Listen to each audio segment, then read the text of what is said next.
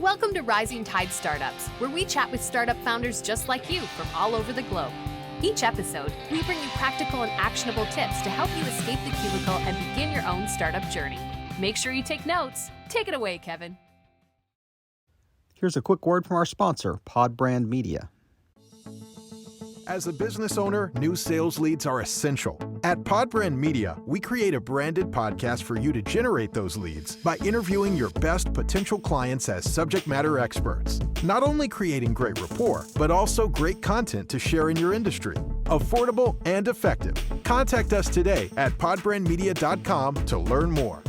This is Kevin Pruitt with another episode of Rising Tide Startups. And before we get started today, I want to hear a quick word from our great sponsors at Podbrand Media. We're back, and Mila, thank you for joining us on Rising Tide. Will you please tell our audience who Mila Grigg is? Oh, that's a loaded question, isn't it? Well, I would say, who am I? Woman of faith, wife, and mom, most importantly, and owner of an image and brand consulting company. So working with companies and people, as cheesy as this sounds, but to help them be their best by finding out what their brand is and then helping them to market it and share it for the world to see.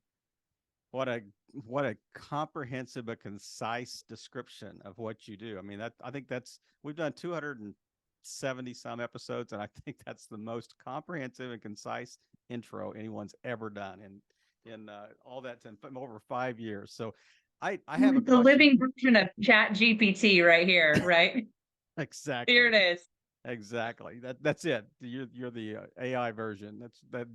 Mila's cooking dinner for her family right now while the AI version's being interviewed. But when you hear the word brand, I mean, so many people think of, logo, they think of copy, they think of, you can just fill in the blank. But I am a firm believer that I think most people wouldn't even be able to describe what their brand is. Would you affirm that?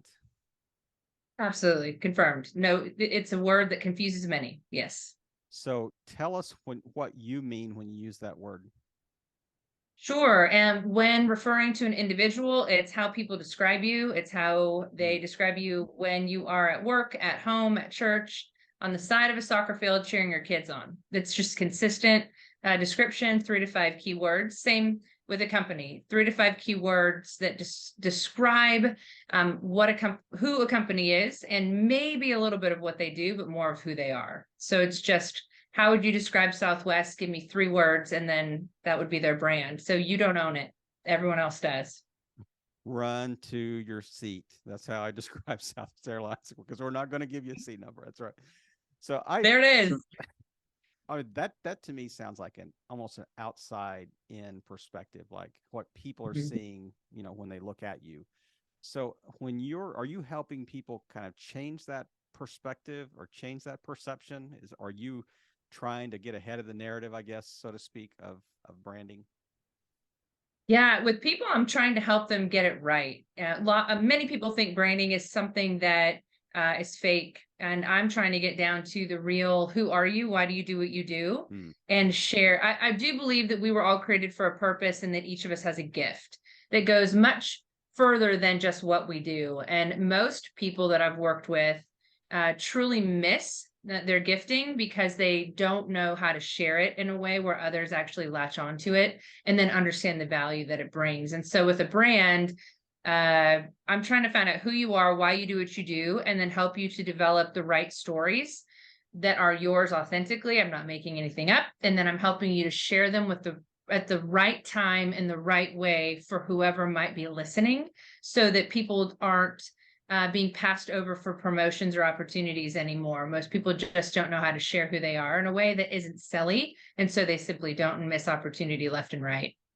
So, I mean, it's a much broader perspective than just you talking to, like, trying to get a company to be perceived in a different way, or even my own personal, like, solopreneur brand. I mean, you're talking about individuals at their place of work or just as a whole. But so many times it seems like that entrepreneurs create something that actually was born out of their own itch that they scratched. So walk us back and take us through the journey of how you landed where you are today. Yeah, I wish I wish I could say that it was this amazing plan and that it just, 20 years ago I saw where I was going. It didn't, and I'm grateful for many reasons. I think, I'm a faith-driven person, so I think my faith got me here. But it started off in the closet. I was working in the NASCAR world at the time and learned what branding was before it was the word of the century. They were doing it well and still are, and was able to learn why certain people were loyal to certain drivers, understood the idea of brand, and then simply decided one day, watching someone do a photo shoot, that I could do it better. So out of some prayer, I just said, this is it. I'll start a company, and started to work in the closets of executives at all levels, and truly have been in thousands of closets. And while with these executives, learned why they were doing what they were doing. And then I think everybody has a natural gifting. My only gift is I'm able to see what people are doing incorrectly pretty quickly. And I would find myself wincing at people during meetings, or, hearing them speak, and I'm watching other people watch them and then missing opportunity and going, oh, don't do that anymore. So from the closet, I went to brand coaching, and then I went to speaking on personal brand, and then went to corporate branding, then marketing, consulting, and still do all of the above. Not as many closets, only because time wise. And, there are other young ladies in my organization now who do it, who like to say they're much cooler than I am. Although I will say I was much cooler back in the day. But, I learned. Sign your checks. That's right. That's right. Sign your checks and I'm still cool. So there you go. But no, I learned about branding, and then I'm just where I am. I've read hundreds of books, and, truly just tried to hone in on the one thing that I think I do well, which is really seeing what people are doing wrong in terms of the little mistakes that they can do right, emotional intelligence, communication, presentation, all of those pieces. And then taking that and helping people as fast as I can to get to where they'd like to be. There's another one of those firsts after, 5 years of doing this. I don't think I've ever heard somebody describe kind of their business as helping others discover what they're doing wrong. I mean, what a clear message. And I want to go back to the first, like one of your first clients. How would you walk in or walk up to an exec and say, oh, by the way, I don't like the suit you're wearing, and for $1,500, I will help you look better. How did you? Yeah, just like that. You said like, it started at $30 an hour. This is 20 plus years ago. And I worked for free for a long time. I wanted to ensure that I knew what I was doing and that I added value. And then all of a sudden, I had clients saying, hey, you should charge this. I had really powerful women, I guess, business wise and just personality wise, who would say, this is not going to be a good moment for me, but you need to charge more. So just the hourly rate kept going, and then finally into packages. But truly, I would that's how I am. I'm really direct. I think once you've been through some fires in life, you want to cut out that inefficiency of time. So the idea is, I love you, I want to help you, but you look terrible and we need to fix that. And it really is stopping you from the board seat you want, the C-suite that you want, the promotion laterally or financially, whichever one you're going for. Both, you're missing opportunity because people look at you. And Harvard Med with Massachusetts General Hospital actually did a study together that said within 2 seconds, people discern whether you're trustworthy or not, essentially. Wow. Image matters. And I believe we're fearfully and wonderfully made. I don't think that, I've never said to somebody, hey, I think your appearance, the way that you were created is wrong. Never.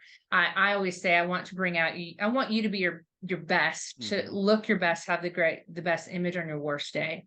So that's how it started. Like, hey, your pants are too big, fix it. It can change a lot of things. If you're in the financial world and you're a personal, if you're a money guy, if you're a financial planner and you're wearing outfit that's too big, I'm over here to say, hey, details matter. Yep. Yeah. That's certainly sending a loud and clear message that your title's probably bigger than your ability to deliver. You got it. So yeah. I'm curious. It's so many things that we are trying to market they have a really simple, like ROI to determine. I mean, branding seems like personal branding seems like a very difficult thing to quantify. Like if you're telling me you want that board seat, you want this, you want to be able to speak in front of thousands, you want to, really show authority or whatever. To me, those are somewhat ethereal. Yeah. How do you really drill down and say, okay, this, I can really show you value here? Is it case studies? Is it, bringing in examples of people that were similar to them that you've worked with? How do you kind of like, what's the elevator pitch? Yeah, I mean, it really depends upon what is wrong. What are you doing wrong? Some people have an amazing image, but they lack emotional intelligence. They think they do, but they don't. Most people actually think they do, but they don't. And then some people present really well, but lack the ability to communicate personally and to bond and to have a relational moment. And then, part of personal branding is social media. So it depends on what part you are doing well and the other part that you're not. And there are studies, inside of the book that I wrote, and then you can Google this too. Like, do you make more money if you have higher emotional intelligence? Absolutely, 100% yes. Do you make more money if your image presents a professional appearance, even if your dress code is jeans? Yes. Do you have more opportunity if you have self-awareness? Yes. So all of these pieces are backed really by studies, and part of brand is leadership. Are you a leader? I have so many clients, I would ask, do you think you're a leader? And they'd say, yeah, of course. And then I'd ask their team and they'd go, I wouldn't follow this person out of a paper bag. They're a positional leader. They don't know what they're doing, but I have to because it's just a position and that's their title. So brand is so many pieces. And one of those pieces that's out of sync will stop you. So I'm always like, how do you develop an unstoppable brand? All of those pieces have to be working in sync. So it really just depends. I mean, if someone, typically it's the EI piece, I would say, that hits people the most. And then the other one, brings me sorrow a little bit is the storytelling. Everybody has a story to tell. Most people don't know how to tell their story, and other people don't know how to develop their stories. And so they miss opportunity because they think people know who they are and they actually don't. So the sell is, it depends on what you're missing. And then it's pretty easy to say, hey, here's the problem. So it's interesting that the people that you would probably quickly discern have the lowest emotional intelligence are probably the ones that don't recognize that. You got it. How do you, I mean, is that something you can change? Can you teach that? Can you coach it? Is it some, are you just born with this lack of awareness that, you're just destined to walk through life, bumping into social faux pas? I mean, how do you coach me out of that? Sure. I mean, I've always said it's a muscle that you can grow. So just like working out, you can work on it. It really takes intentionality, though. It really does. And it takes somebody who isn't fluffy to coach you through it. In particular, if you think you have it and you really don't, and you want to argue about it, it takes a coach who is willing to say, work with me or not, you're going to eventually fail. If you don't have, you're going to fail. And by failure, I mean, you won't get to where you won't reach your purpose. The pinnacle of success is out of your reach, because EI is really one of the biggest reasons you get there. So you need a coach who will say, hey, that's what you're doing wrong. Here are the pieces. And then really it's just building a plan. What part of it are you missing? Emotional intelligence has quite a few pillars underneath it. EI is just, I know how I feel. I think I know how you feel. I'm trying to judge and grasp how you're feeling. I'm trying to bond with you at the same time and then deliver stories that I think you'll like. And you're such a great interviewer. You're so easy to talk to. So I'm like, okay, we're bonding here. How else can I bond? All these things are going through my head at the same time. But underneath that is self-awareness too. You have to be self-aware, and most people aren't. So really watching somebody at work. If you've ever seen the movie Hitch with Will Smith, I've done that quite a bit. Actually going to work, watching the interaction that somebody has, and then going, that's where you're missing it. You missed that signal. Or why didn't you engage there? What was the problem there? Why don't you engage? Or are you just too good to engage? I mean, I'm very direct. I love everyone I work with, but I also I'm right there with you. And I'm like, that was terrible. That was great. That was horrible. That was wonderful. It takes a very direct coach. I think a lot of people will spend a lot of money going in circles because people try to be fluffy when they give advice. And I think you need someone who's just going to cut right to the chase. I think the license plate on your car should have the word fluffy with a big red circle on it and a red line through it, because nothing about you strikes me as fluffy. There it is.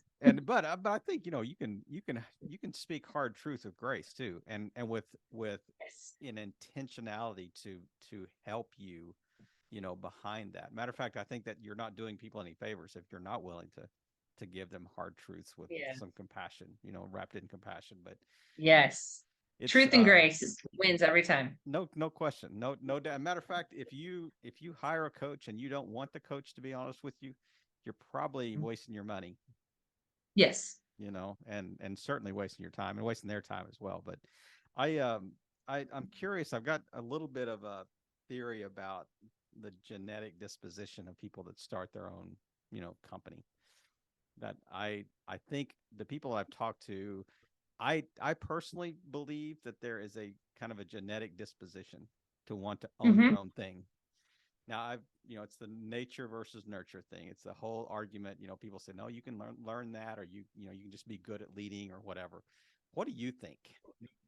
There's no wrong answer here. Gosh, it was both, I think, for myself. I think it's more that I don't really know how to answer this other than everybody in my family was an entrepreneur. I couldn't imagine working for someone. And I think I think that DNA plays a role. I'm Serbian by nature, and I think Serbs are headstrong, stubborn, very direct, very warring people. We'd rather fight than flight, for sure. And I think those are the pieces that an entrepreneur has to have within them. And to be a successful business owner, you have to be able to get in the battle, know that it's hot, and enjoy it while you're there. And I think that I've often said this. I thank God for allowing me to be born into the family I was born into. And every family has issues, Lord knows, and mine included times 1,000. But I think that my heritage allows me to fight battles that sometimes I think other people won't. So I really do think it's both. So purpose met with DNA, met with all the things. I think that's exactly right. Being an entrepreneur is hard. So you have to be willing to pick up the sword. So I try to write this really quickly because it was so clever when I heard you say it just a second ago. So I wrote in you have to be able to get in the battle, know when it's hot, and enjoy it while it's there. Did I get those three right? Yes. Enjoy it while you're there. Yeah. So a lot of our listeners are people that are sitting in cubes, or they're contemplating, stepping out and doing their own thing, or they just started. And I know we're all emotive and emotional creatures. So if you're speaking directly to people, how would you coach them to not take things personally? Don't take rejection personally. Don't take pushback. Don't take criticism. How have you dealt with that? I'm sure you've gotten it. So how have you dealt with that? Yeah, a ton. I think so. I've been through enough fires in life, and one in particular where I feel like I'm still smoking sometimes. And when those things happen to you, you realize who you are pretty quickly. I make every decision based on a core value set. I know I have a purpose, and I know that not everybody's going to like me, and I'm really okay with that. And that's all right. I'm not, as humans, as entrepreneurs, as a business owner, I am not meant to serve everybody. That's why everybody has a specific gift. My gifting is not for the faint of heart. If you want to get better and you can hear it, let's do it. If you want a coach that goes around in 80 circles 8 different times and then tries to get to the point because they're worried about your feelings, not me. And it's okay, because there are people who do that. So, I don't mind what people think. I don't care anymore, because the fires in my life have been so hot that I know who I am. And I make every decision through a filter of faith first. And I know that if I'm getting that part right, the rest really doesn't matter. I'm a big fan of obedience and surrendering to my faith and to the Lord. And so when I do that, I know that no matter what else happens, I'm fine. And as long as I'm getting that right, it's just really okay. I think a lot of people are afraid to be themselves. And I want my 90-year-old self to thank my 40-something-year-old self. I want my 90-year-old self to say, great job. I'm so glad you took that risk. And who cares if those 80 people didn't like you, those 180 did. Yeah. It takes a long time to get there, but eventually you do. So if I want to build my own personal framework, like you just described, you said everything I run through a filter. How do you start? How do you start? Speak to those that are on the call that are would be founders someday, or would be startup side giggers, whatever it is, how would they create their own framework?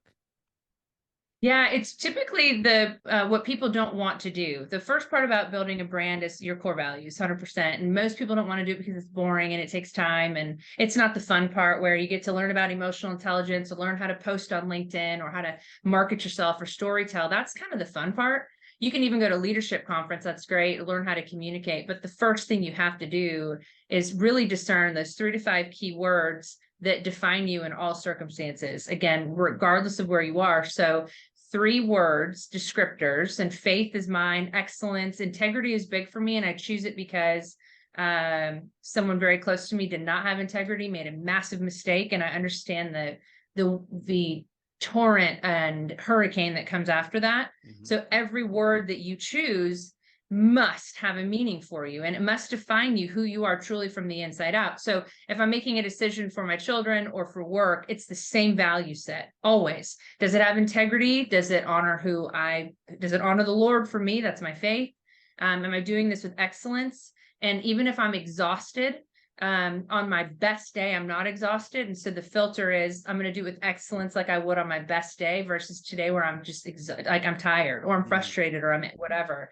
So those act as a filter. And if you imagine like the air filter you get from Home Depot or whatever you put in your wall, a lot of people's filters are clouded with words, and I have 3, and that's it.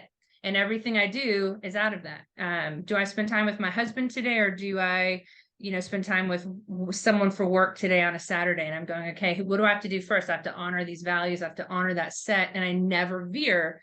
The second I veer is the second I start getting off the path of my own purpose. And every company has that too. Southwest has done a great job. Even though they had a glitch, they're going to come back. They have a strong brand. Chick-fil-A does this really, really well. JP Morgan seems to do this really well. Bank of America has gone like this over the years, up and down, but pretty much the same value set. And they always come back to the same thing. So whether you're a company or a human, that's step 1. If you miss that, you're kind of sunk. Nothing else matters. Yeah. Yeah.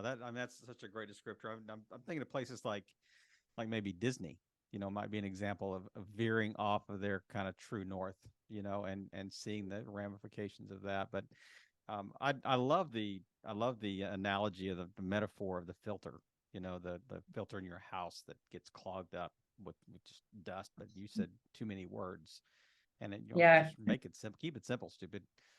What are those 3 words that you can always call on, to run everything through? And it seems a little similar, and I don't want to put words in your mouth, but it seems a little bit, it's not, you're not niching down in what you're offering. You're actually niching down in what you're trying to achieve and how you're trying to describe who you want to be. Yeah. It's 100%. Clear, narrow channel there. And then that also will help you decide who you're going to serve, as a result of that. So walk us through the like, if you're mentoring, like, you've done this for a while, you've had some, hard knocks along the road of education here. So what are 1 or 2 things that really stick out that you think would be helpful to somebody that's a little further behind you on the journey that you think are just really key, regardless of what industry? Sure. Like on the entrepreneurial journey, you mean? Yeah. Yes. Yeah. Yeah. Just do it. So many people want a plan. You just need to go. There really isn't a tried and true way of getting where you want to go to. I've been humbled. I have the privilege of being around what people who would say are the most successful, some of them on earth. And it's the same exact thing, whether they're an executive or a business owner, you just have to try it. I'm a big fan of fail fast. Mm-hmm. And I'm a big fan of hire fast, fire faster. Yes. Mm-hmm. Oh, 100%. I think most people are just so fearful about what others think. And as an entrepreneur and or building your brand or both, being worried about what other people think is poison that most people fall into. And once you eat that poisoned apple, it is so hard to get out of it. So knowing who you are, that's why core values are so important. I mean, someone can walk up to me and be like, I think you're the worst ever. And I think your advice in your book they're terrible. And I would think 2 things. First one, do I know you, and have I done anything to hurt you or hurt your feelings or anything? And if that's not the case, I go, okay. It doesn't, it just kind of bounces off. And in the past, it wouldn't. But And I'd be so much further ahead now if I hadn't let it when I was younger. So truly knowing who you are is the key. It's the key to all things. And as you build a strong brand, you're going to have a naysayer. You're going to have 1,000 naysayers. You're going to have people who say, you shouldn't do that. You shouldn't do that. That fear is truly, that's your regret. That's your 85-year-old self. That's your regret. So no fear, know who you are. And who cares what people think? Most people don't even know their head from their feet. Who cares what anyone thinks? Yeah. And if they haven't built brand equity with you and given you a reason to know that they're worth listening to, who cares? Yeah. Most people are just so freaking afraid of sharing who they are, in particular in companies. And I'm like, you should have been so far up. There was a man I worked with, he should have been an SVP years before we got together. And I kept looking around like, am I missing something? This guy should be the SVP. Like, I looked at the CEO, I looked at the COO, and this is the guy. Like, this is nuts. I don't get it. I think everyone's nuts. And so I thought, well, shoot, you're probably wrong. No, I was totally right. He should have been SVP years back. He hadn't shared his story. He was too afraid to walk down the hallway, truly, literally walk down the hallway, and talk to the CEO and just say, here's what I think. Here are the things I'm working on. And I'm going, years of missing out on almost double the pay that you had been getting, years of saving, years of just success that you missed out on because you're so afraid of what others might say. Jump in. Yeah. I mean, no fear. I love the way you described that. And especially one of the very first things you said was, like, if somebody comes up to me and has an issue with me, I mean, I love the fact that you take that second and say, instead of just blowing it off, you go, is there something that I've done to offend them that I need to make right first? But then it's really simple to say, you know what? Opinions are cheap. If you don't have a track record, why am I listening to you? Yeah. You got, what are you bringing to the table other than negativity, so to speak? Oh, yeah. It's interesting. I lead a team, my day gig. And one thing that I keep reminding them is when you hear feedback, especially negative feedback, consider it, take on board what needs to be considered, and we need to adapt to, and let the rest of it literally just go out the other ear. I mean, this is not a personal attack. Don't receive it as such. And how do you have that emotional strength to be able to to kind of hear that noise and consider what's in it that's valid, and then let everything else just kind of fall by the wayside. And it sounds like you virtually perfected that process over the years.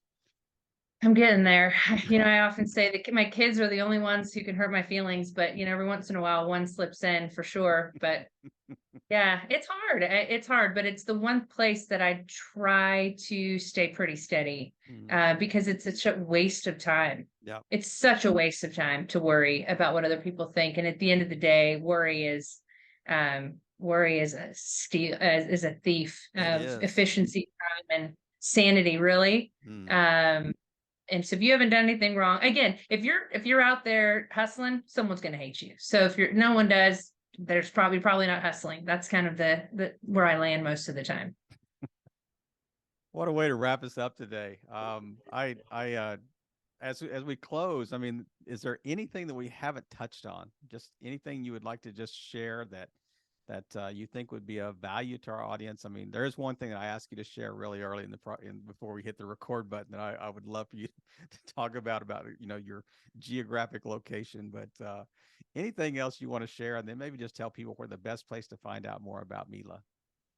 Yeah, I mean, I think the only piece that I have to share is, if you want to leave a legacy, you need to build your brand. And it isn't one of those fake things that, is inauthentic, and it's overused. The word authentic is overused, but you really need to share with people who you are. And don't be afraid to do it. Don't allow fear to steal your purpose. That's truly, I think, more than anything else, what I've seen over the past 15 years in particular. So many people deserve to be in such different places, but fear stopped them. So don't allow that to happen. You can find me, just social media, LinkedIn. I wrote a book. That's the steps to branding. You can find all of it in there as well.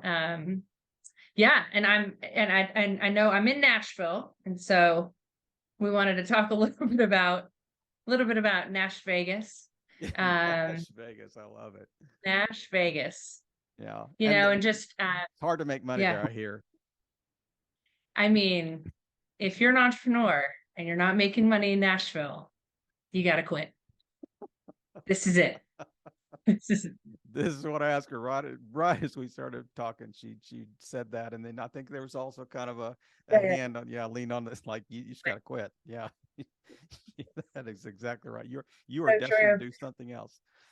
Yes, that's right. This city, man. Oh, this city is booming. I mean, truly, if you can't figure it out here, you need to think of a different business. There's no question.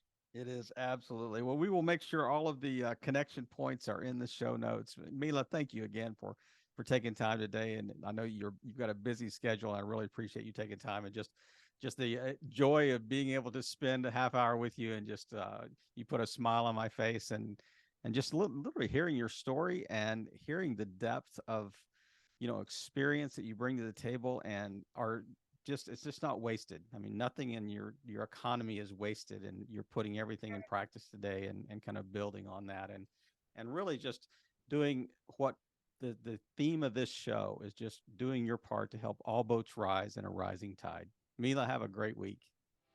Thank you so much. We hope you heard some great takeaways. Make sure you follow up with our guests today and show them the support they deserve. As always, thank you for listening and playing your part in helping all boats rise in a rising tide.